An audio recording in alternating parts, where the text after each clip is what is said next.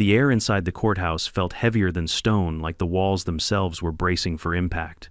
At the center of it all stood Hadley Cole, the self-crowned queen of our neighborhood, dressed in her trademark crimson blazer that screamed authority she didn't truly have. Her eyes darted around the room as if every soul present existed purely to validate her reign. I sat beside my wife Rebecca, my hands balled into fists, because I already knew what no one else in that courtroom suspected. Hadley was seconds away from crossing a line she could never step back over. The neighbors' whispered phones hovered in the air, the bailiff shifted on his feet. You could almost hear the anticipation crackle like static before a storm. And then it hit me, the story of how a petty HOA tyrant would lose everything wasn't about to unfold slowly. It was going to explode right here, right now, in front of every witness in the room. Before I dive into the madness, tell me in the comments, where are you watching from, and what time is it where you are? I love knowing just how far these HOA dramas travel. My name is David Johnson, and I'm the kind of man who thought moving into a planned community would mean barbecues, block parties, and maybe the occasional disagreement about holiday lights.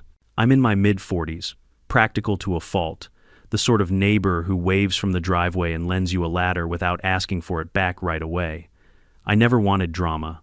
I wanted peace. But peace has a funny way of attracting people who feed on control, and in our neighborhood that appetite wore a crimson blazer and pearls. Her name was Hadley Cole. When my wife Rebecca and I bought our home, we saw possibility. The street curved like a smile, kids pedaled their bikes with training wheels rattling like loose percussion, and sprinklers hissed in lazy arcs across manicured lawns. Our porch was wide enough for rocking chairs, and Rebecca planted herbs on the windowsill so the whole house smelled like hope simmering on a stove.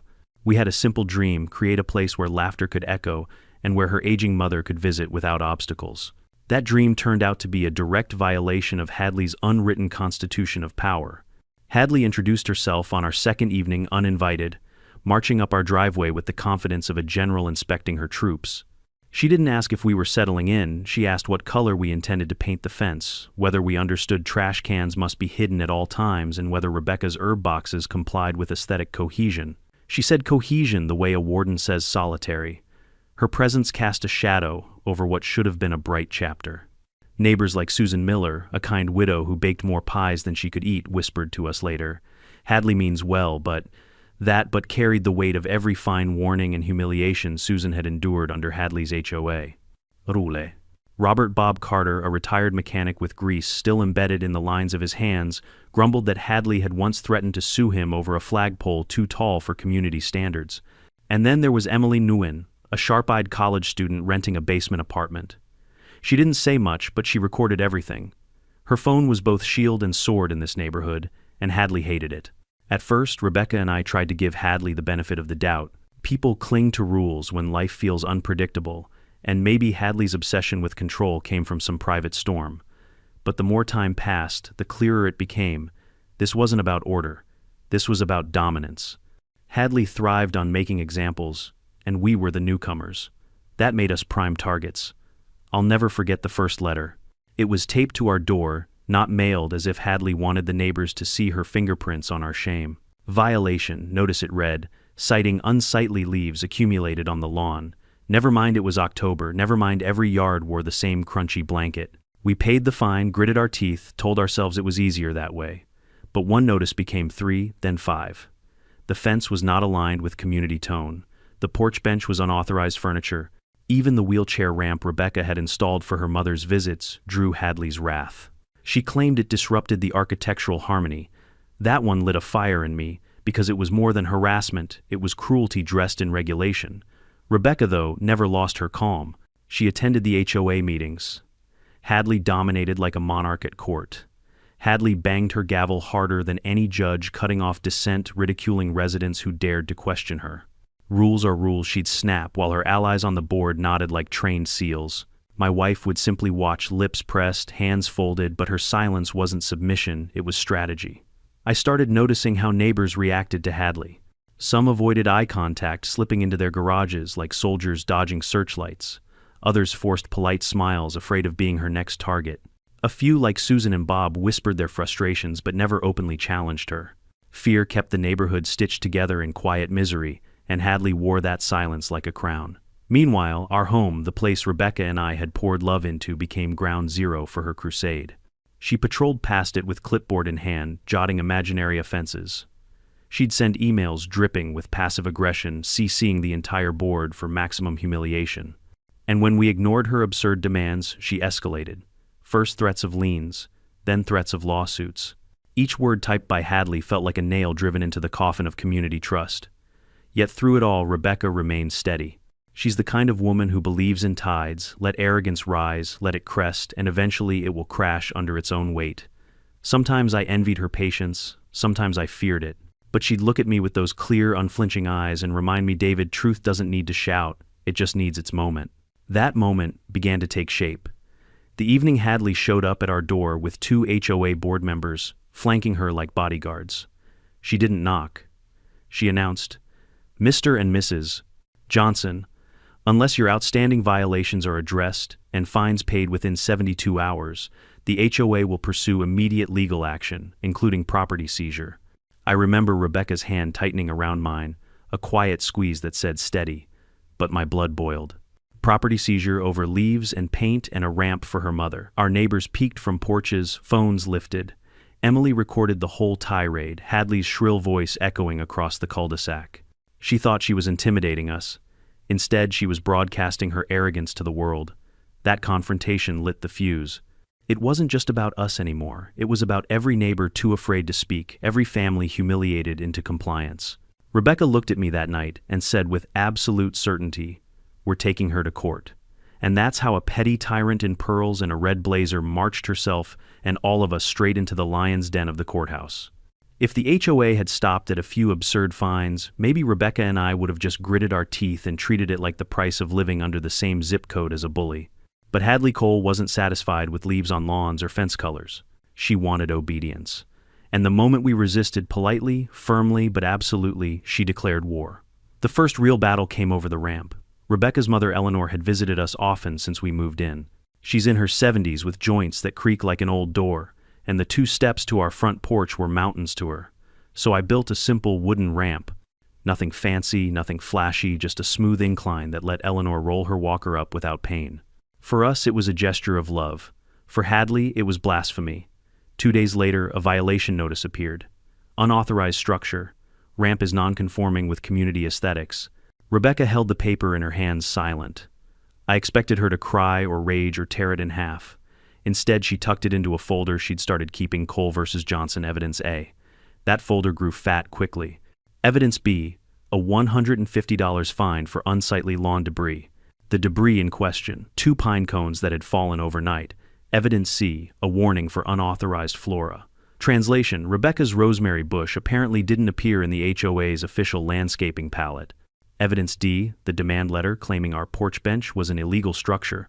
That bench was older than our marriage. Each time Rebecca added the notice to her folder, she didn't argue, she didn't rant. She simply collected. I, on the other hand, was boiling. We can't just take this, I hissed one evening as we sat on that very porch bench. Rebecca sipped her tea. Taking isn't the same as keeping records, she said. We're not powerless, we're patient. But Hadley thrived on escalation. She began marching down our street with her clipboard, often stopping in front of our house longer than necessary. Once I caught her snapping photos of our recycling bin because it hadn't been wheeled in by 6:05 p.m., 5 minutes past her precious rule. The neighbors noticed. Susan Miller whispered over the fence, "She's obsessed with you too." Bob Carter muttered, "She's trying to make an example out of you." And Emily Nguyen, she just kept filming. Quiet, steady, watchful. Still, Hadley wanted spectacle. One Saturday morning she staged it. Rebecca and I were trimming hedges when Hadley arrived with 2 board members in tow. Red blazer, gleaming sunglasses perched on her nose clipboard clutched like a weapon. She didn't greet us. She announced, "Mr. and Mrs. Johnson, your continued refusal to comply with community standards has left us no choice but to escalate. If your outstanding violations are not remedied and fines paid within 72 hours, the HOA will pursue legal action, including the option of placing a lien against your property." She spoke loud enough for the entire cul-de-sac to hear. Neighbors stepped onto porches, phones lifted. Emily held her camera steady, capturing every syllable. Rebecca didn't flinch. She wiped her hands on her gardening gloves, looked Hadley square in the eye, and said, "Are you finished?" Hadley's jaw tightened.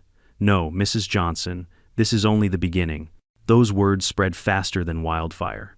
Within hours, Emily's video hit social media, and suddenly our neighborhood squabble was no longer private. It was public record watched and shared by thousands. Hadley's arrogance had become her own broadcast. The board, embarrassed by the unwanted attention, tried to rein her in, but Hadley doubled down. More violation notices, more threats. And then came the ultimatum letter: pay $12, 0-inch fines stacked from every absurd infraction she could concoct, or face immediate foreclosure proceedings. That was the line. Rebecca closed the folder she'd been building for months. She looked at me with that calm fire in her eyes and said, "It's time." We filed our countersuit the next day. The courthouse clerk raised his eyebrows when he saw the thickness of Rebecca's folder. Every page neatly tabbed, every violation documented, every letter signed by Hadley herself. What had begun as harassment over pine cones and paint colors had become a legal battle about abuse of power, harassment, and fraud. The community buzzed like a hive. Some neighbors cheered quietly, others hid their relief behind closed blinds. But for the first time in years, Hadley was on defense. She strutted around like nothing had changed, but her voice got sharper, her visits more frantic, her smile thinner. She could sense the tide turning, and then 1 week later the date was set: Johnson v. 6. Cole District Court, Monday, 9 a.m. The night before, Rebecca ironed her Navy suit and placed the folder into her briefcase. She didn't rehearse arguments or practice speeches. She simply said, "Tomorrow isn't about us, it's about the truth." I lay awake staring at the ceiling, fists clenching at the thought of Hadley standing in front of a judge, spewing her venom at Rebecca. But my wife, she slept like a woman who already knew how the story ended. That's the thing about truth: it doesn't rush. It waits patient and steady until the exact moment it needs to strike. And Hadley, blinded by her own arrogance, was marching straight into that moment. Courtrooms have their own kind of silence. It's not the peaceful hush of a library or the sleepy quiet of a Sunday morning. It's a silence that hums charged, as if the walls themselves are listening. When Rebecca and I walked into that courtroom, the air felt tight, like a drum stretched too thin. I could feel the weight of every gaze, neighbors, reporters, curious onlookers settling on us. And at the center of it, all glowing like a stoplight nobody asked for, was Hadley Cole in her crimson blazer. She didn't just enter the room, she occupied it. Clipboard in hand, heels striking like gavels, with every step, Hadley sat as though the defendant's chair was her throne. To her, this wasn't a courtroom. It was just another HOA meeting where her word was law. She adjusted her pearls, glanced at us, and smirked as if to say, "This is my arena. You're just guests." The bailiff called the room to order. Judge Michael Reynolds, tall, gray-haired, with a gaze that could slice steel, settled into his seat. "We're here for Johnson v. Cole," he intoned, his voice echoing through the chamber. "Let's proceed." From the very start, Hadley treated the proceedings like theater. She interrupted opening statements, muttering ridiculous under her breath. She rolled her eyes dramatically when our lawyer presented the stack of violation notices Rebecca had so meticulously collected. When Judge Reynolds cautioned her about decorum, she waved her hand dismissively, as if even the court itself was beneath her. "Your Honor," she declared loudly, "standing without being called upon, the Johnsons have been a blight on our community since the day they moved in. They refuse to comply with standards, they endanger the harmony of the neighborhood, and frankly, they don't belong in our subdivision. I've done nothing but enforce the rules everyone else follows gladly." Gasps rippled through the gallery. Susan Miller, seated behind us, shook her head, lips pursed in outrage. Bob Carter muttered something I couldn't catch, but I saw his fists clench on his knees. And Emily Nguyen. She already had her phone out, not filming recording notes like a court reporter in training. Rebecca sat beside me, calm as a lake. Her hands rested in her lap, her posture perfect, her face unreadable. I, on the other hand, could feel the heat crawling up my neck. Every insult Hadley spat landed like a spark against dry brush. But Rebecca glanced at me once, just once, and that glance said everything. "Wait. Let her dig her own grave." The judge raised his hand. "Miss Cole, you will wait your turn. This is not an HOA meeting. This is a court of law. Sit down." Hadley obeyed, but with the air of a queen humoring a servant. She smoothed her skirt, lifted her chin, and smiled smugly at the crowd. In her mind, this was still her show. Our lawyer began presenting the evidence, the photographs, the letters, the absurd fines. Violation notices about pine cones. Complaints about rosemary bushes. The demand letter threatening foreclosure over imaginary debts. Each piece landed heavier than the last.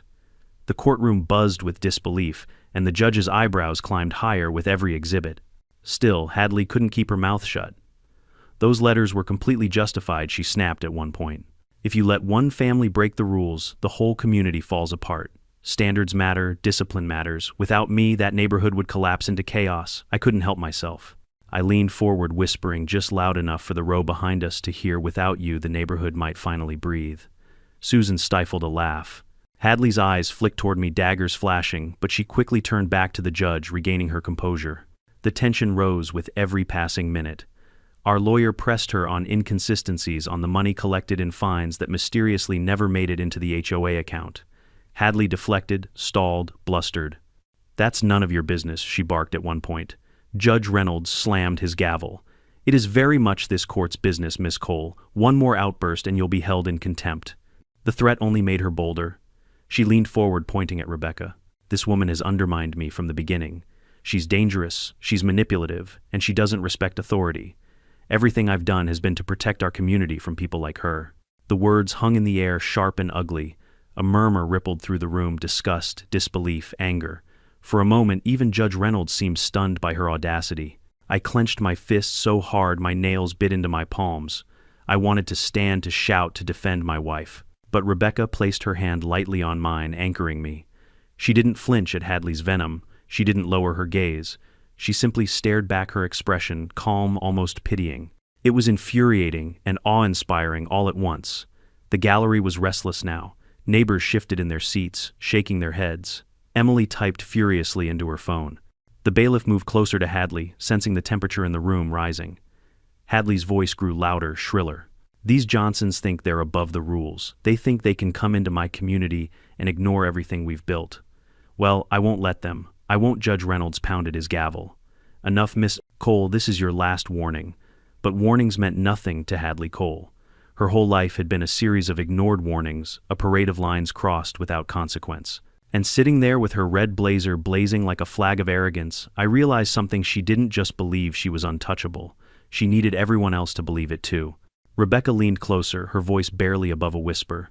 "She's going to break," she said. And I knew my wife was right. The tension in that room was no longer just heavy, it was combustible. Hadley was a match, striking herself again and again against the stone of the courtroom. The sparks were flying. All it would take was one reckless move, and the blaze would consume her completely. I didn't know when or how, but I could feel it. The moment was coming. The courtroom was about to witness Hadley Cole's unraveling. There's a moment in every storm when the wind shifts, when the branches stop groaning and start snapping. That was the courtroom at 10:37 a.m. The gavel had fallen half a dozen times already, but it couldn't pin Hadley Cole's arrogance to the ground. The air buzzed with her voice, sharp and relentless, the kind of noise that scrapes against your nerves until you wonder when someone will finally cut the cord. She had been warned. She had been cautioned. But Hadley only grew louder, her accusations spilling like oil on water. "They think they can outsmart me," she hissed, pointing toward Rebecca. "She's been undermining my authority since day one. She's poisonous. She's dangerous. And she doesn't belong here." The gallery erupted in whispers, gasps, even a few muffled boos. Judge Reynolds slammed his gavel. "Miss Cole, sit down." But Hadley didn't sit. She stood quivering with indignation, her crimson blazer flashing under the fluorescent lights like a warning beacon. Her face flushed, her jaw tight, her finger stabbing the air. "Your Honor, this woman is making a fool of this court, just like she's made a fool of our community. She thinks she's better than the rest of us. Well, not on my watch." Rebecca didn't move. She sat straight back, her expression, calm, her eyes, locked on Hadley like steel meeting fire. If Hadley expected flinching, she found only unyielding stillness. And that, I think, drove her mad. I felt the shift before it happened. Hadley's hands curled into fists, her body leaning forward like a predator about to pounce. The bailiff tensed half a step forward, but too slow. In one sweeping, reckless motion, Hadley stormed across the courtroom. Her heels clacked against the tile, echoing like gunshots. She crossed the aisle, closing the distance between her and Rebecca before anyone could react. And then it happened. Crack. The sound was sharp, brutal, final. Hadley's hand connected with Rebecca's cheek in a slap that rang out like a gunshot across the chamber. The room froze. It wasn't just a hit, it was a violation, a transgression so nakedly violent that time itself seemed to stutter. Rebecca's head tilted with the force, her dark hair falling across her face. My heart seized. For a split second, the world was nothing but that sound, that motion, that insult carved into flesh. I surged to my feet, fists clenched, ready to throw myself between them. But Rebecca's hand shot up, steady, calm, commanding. She held me back, without even looking at me. She rose slowly, deliberately brushing her hair back from her face. A red mark bloomed on her cheek, but her eyes, oh, her eyes were cold as winter steel. The gallery gasped in unison. Susan covered her mouth with both hands. Bob Carter muttered, "Good God Almighty." Emily Nguyen's phone was already up recording every second, her eyes wide with disbelief. Miss Cole Judge Reynolds thundered, his voice cracking with rage. He slammed the gavel so hard the soundboard splintered. "You are out of order, bailiff." Officer Harris lunged forward, seizing Hadley's arm. But Hadley resisted, thrashing like a wild thing, shouting over the chaos. "She deserved it, you all saw. She's been mocking me, defying me from the very beginning. I had to show her who's in charge." The courtroom descended into uproar. Shouts, gasps, the shuffle of bodies pressing forward to see phones rising like a forest of recording eyes.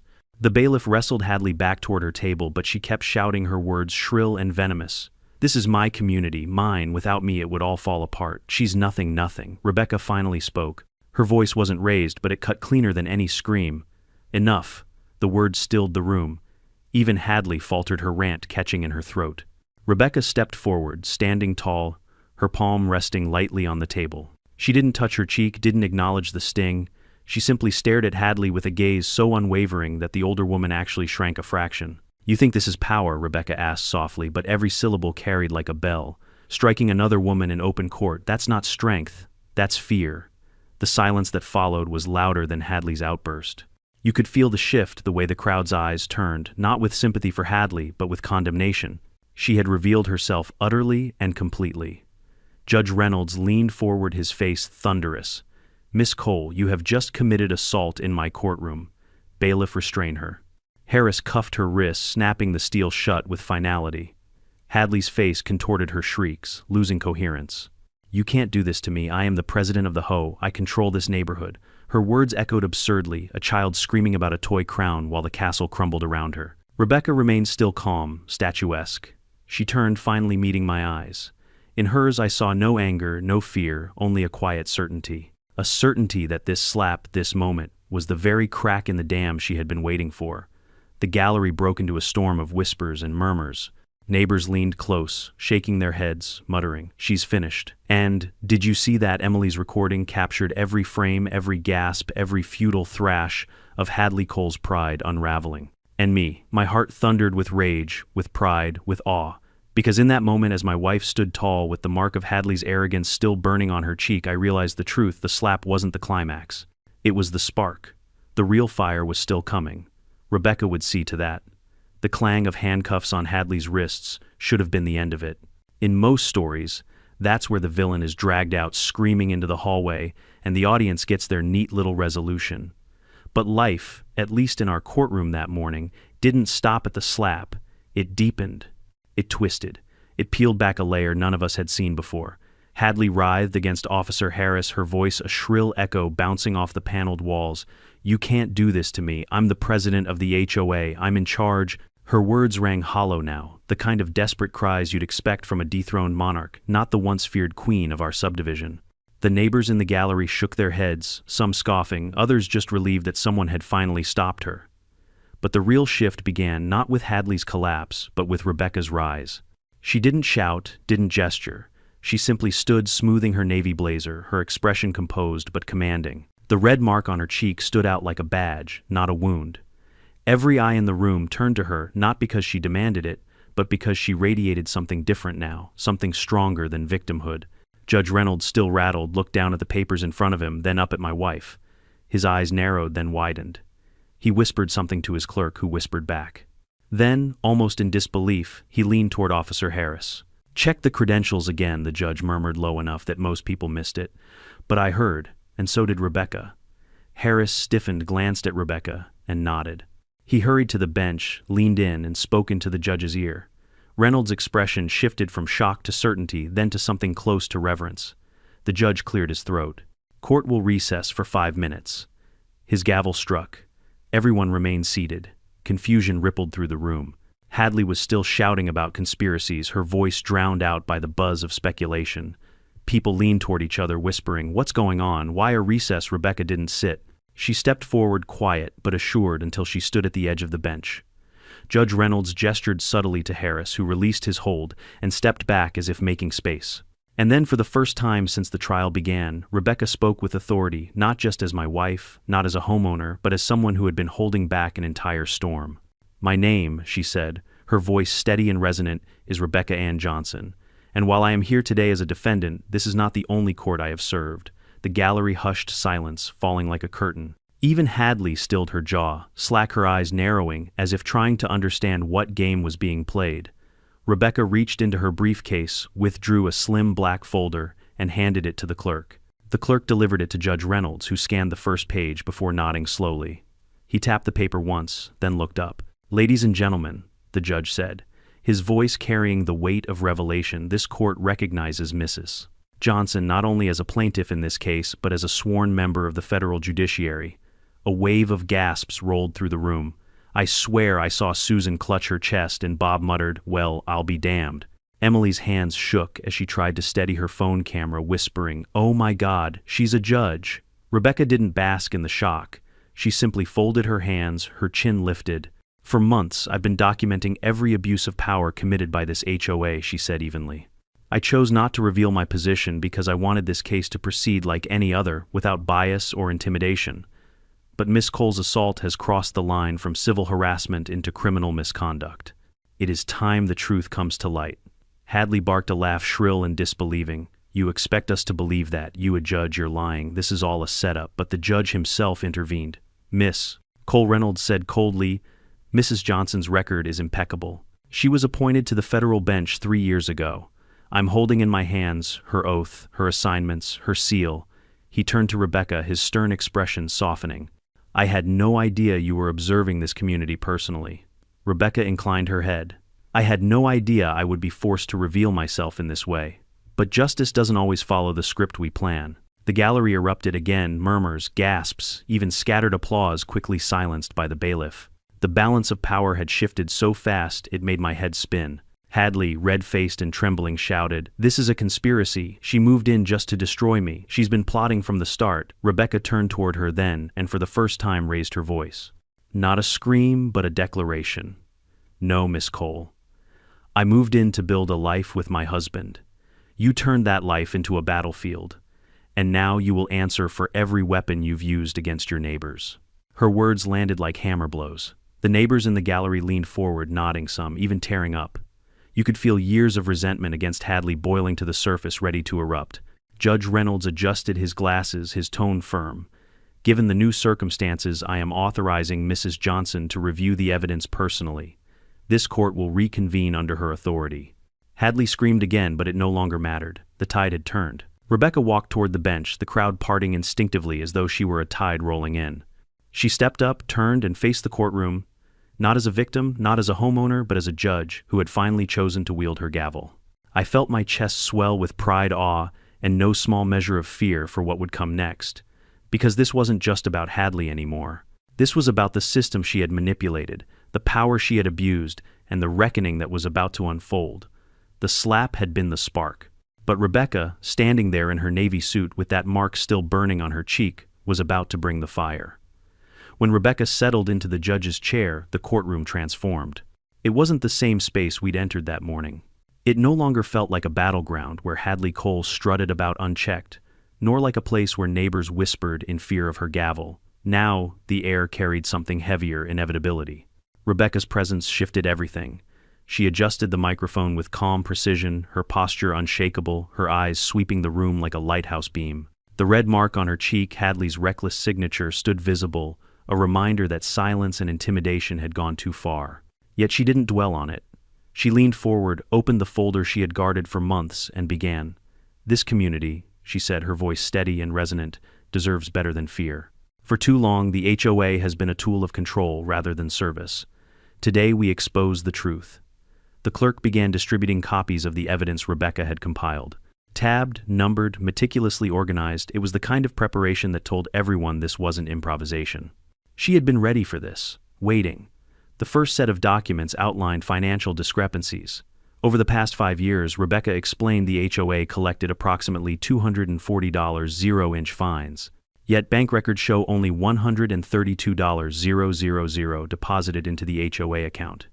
She lifted her gaze to Hadley, whose face blanched. That's over $100,000 unaccounted for. The gallery gasped. Susan Miller clutched her pearls. Bob Carter muttered, "Knew it," loud enough for 3 rows to hear. Emily Nguyen's phone trembled in her hands as she captured the moment. Hadley sputtered, straining against her cuffs. That money went to maintenance. To improvements. Rebecca raised a single eyebrow, then explained why the HOA board never approved those expenditures, or why several of the checks were deposited directly into accounts linked to your name, Miss Cole. The bailiff displayed enlarged photocopies on a screen, checks endorsed in Hadley's handwriting, funds diverted to a private account. The room buzzed with outrage. Rebecca didn't stop there. She turned to evidence of intimidation. Letters threatening liens over trivial matters, pine cones, porch benches, wheelchair ramps. This wasn't about maintaining beauty, Rebecca said. It was about instilling fear. Fear that Miss Cole leveraged to silence dissent and line her own pockets. Neighbors leaned forward, nodding, whispering affirmations. For the first time, the collective weight of their shared suffering surfaced, no longer hidden behind closed doors. Rebecca then called forward witnesses. Susan Miller spoke first. Her voice quavered, but her resolve didn't. She fined me 3 times for having wind chimes. Wind chimes. She said they were noise pollution. When I refused to remove them, she threatened to put a lien on my home. Gasps echoed. Rebecca nodded sympathetically. Thank you, Mrs. Miller. Please submit the letters. Next came Bob Carter. His testimony carried the gravelly certainty of a man who had endured too much. She told me my flagpole was a hazard, said it didn't meet code. She fined me $500. I checked the bylaws. There wasn't even a rule about flagpoles. She just made it up. When I confronted her, she said, and I quote, "Who's going to stop me?" The audience erupted in angry murmurs. Rebecca struck the gavel, her gavel now. Order. Her voice carried command, and order returned. Then Emily Nguyen was called, young, sharp-eyed, her phone already armed with recordings. She submitted video clips, Hadley's tirades in HOA meetings, threats barked in hallways, the infamous confrontation on our lawn when she screamed about property seizure. Played aloud in the courtroom, Hadley's shrill voice filled the space like a confession. This is my community, mine. The sound of her arrogance broadcasted back at her was damning. Neighbors shook their heads. Some laughed bitterly. Others wiped tears of relief. Rebecca closed the binder with deliberate finality. These are not isolated incidents. They are patterns of harassment, extortion, and fraud. Hadley, frantic, tried to reclaim her crown. Lies, all lies. This is a witch hunt. Rebecca turned eyes like steel. No, Miss Cole. This is accountability. Judge Reynolds, who had yielded authority in that extraordinary moment, nodded gravely. The evidence is overwhelming. Rebecca leaned forward once more, her tone colder now. Miss Cole, you claim this community would collapse without your leadership. The truth is the opposite. You poisoned it, you exploited it, and today the community stands free of you. The gallery broke into spontaneous applause before the bailiff restored silence. It wasn't disrespect, it was catharsis. Rebecca then outlined the consequences. The evidence will be forwarded to the district attorney for criminal prosecution on charges of fraud, embezzlement, and harassment. Civil suits may follow. Effective immediately, Miss Cole is barred from serving on any HOA board pending trial. Hadley sagged in her chair, the fight draining out of her. For the first time since I had met her, she looked small, not a queen, not a tyrant, just a woman stripped of her illusions. I looked around the courtroom. Susan's eyes glistened with tears of vindication. Bob exhaled a long, relieved sigh. Emily clutched her phone like a sword that had finally struck true. And me, I felt my chest loosen, years of tension releasing in a single exhale. Rebecca stood gavel in hand. This court is adjourned. The sound of that gavel, her gavel, rang not just as an ending but as a new beginning. The noise wasn't finality. It was freedom. And as the bailiff led Hadley Cole away, shackled and silent, the gallery rose to its feet, not in chaos, but in solemn respect for the woman who had stood unbroken, who had endured the slap, the threats, the years of petty tyranny, and who now stood as the embodiment of justice. Rebecca Johnson, my wife, had burned down an empire of fear with nothing but patience, evidence, and the truth. But more than that, she had given a neighborhood back its voice. The courtroom emptied slowly like a storm breaking into drizzle. Neighbors lingered in the aisles, whispering to each other, shaking hands, even laughing, a laughter that had been suppressed for years now, rising freely. The tension that once clung to this community like a fog was gone, burned away by the heat of the morning's revelations. Rebecca gathered her folder of evidence, sliding each page back into its proper tab. Her movements were unhurried, deliberate, as though she had just finished a normal day at the office, rather than detonated the reign of Hadley Cole. I watched her, still stunned by the image of her seated in the judge's chair, gavel in hand, commanding the entire room with calm authority. She was my wife, yes, but in that moment she was also something more. She was justice made flesh. I walked beside her as we left the courthouse. Susan Miller caught her by the arm and whispered, "Thank you. For all of us." Bob Carter tipped his cap, eyes moist, muttering, "Never thought I'd see the day." And Emily Nguyen, clutching her phone, grinned wide. "This is going viral," she said. Rebecca only smiled softly, replying, "It's not about views, it's about truth." Outside, the sun had shifted high, bright, and unclouded. For months, Hadley's shadow had stretched across our lives, but now the light felt different, cleaner, sharper, almost celebratory. I squeezed Rebecca's hand. She squeezed back, and though she said nothing, I understood her silence. We were free. But freedom, I realized, isn't just the absence of oppression, it's the presence of dignity. And that's what Rebecca had restored to us, to every neighbor who had cowered under Hadley's petty tyranny. In the days that followed, the neighborhood transformed. The fines stopped, the fear lifted. People waved from their porches again. Kids rode bikes without their parents, glancing nervously at the street corners. Susan rehung her wind chimes, and their music filled the air like a hymn of resilience. Bob raised his flagpole again, taller than before, the stars and stripes, catching sunlight in a way that felt almost defiant. Emily uploaded her video, and the world watched Hadley's empire crumble frame by frame. And Hadley herself, she faced charges, fraud, embezzlement, harassment. The community voted unanimously to bar her from ever serving on the board again. Her red blazer, once a symbol of intimidation, became a joke whispered at barbecues. "Don't wear crimson unless you want to look like Hadley." The legend of her downfall spread far beyond our cul-de-sac, a cautionary tale about power unchecked. But the part that mattered most to me was private, quieter. At night, Rebecca and I sat again on our porch bench, the same bench she had defended against Hadley's absurd notices. The herbs on the windowsill swayed gently in the breeze, their fragrance mingling with the cool air. Rebecca leaned her head on my shoulder, and for the first time in months, I felt no weight pressing down, no fear of the next letter or knock at the door. Just peace. I told her, "You know, you didn't just win a case. You gave people back their courage." She smiled, eyes reflecting the porch light. "Courage isn't something you give," she said. "It's something you remind people they already have." Her words sank into me, settling deep. I thought of Susan, of Bob, of every neighbor who had swallowed their frustration for years. They had always carried courage, but Hadley's tyranny had buried it. Rebecca hadn't created it, she had unearthed it. And that's the life lesson I want to leave you with. Power isn't about who shouts the loudest or who slaps hardest or who waves the biggest clipboard.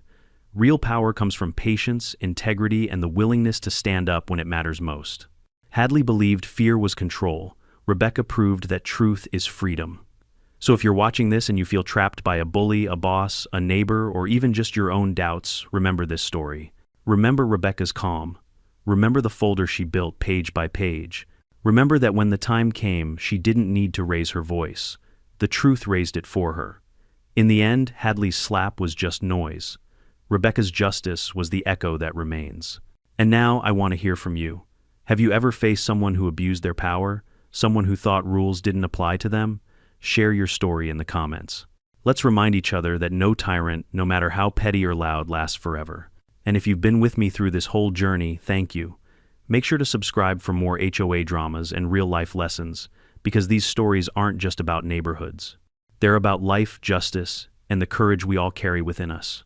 This was our story, a story of arrogance, a slap, and the quiet, unstoppable power of truth.